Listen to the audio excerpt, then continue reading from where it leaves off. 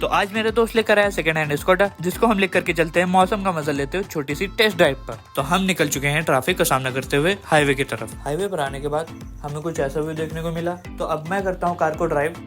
अब हम करते हुए इसकी स्पीड टेस्ट। ये रहे कुछ इसके सिनेमैटिक शॉट्स।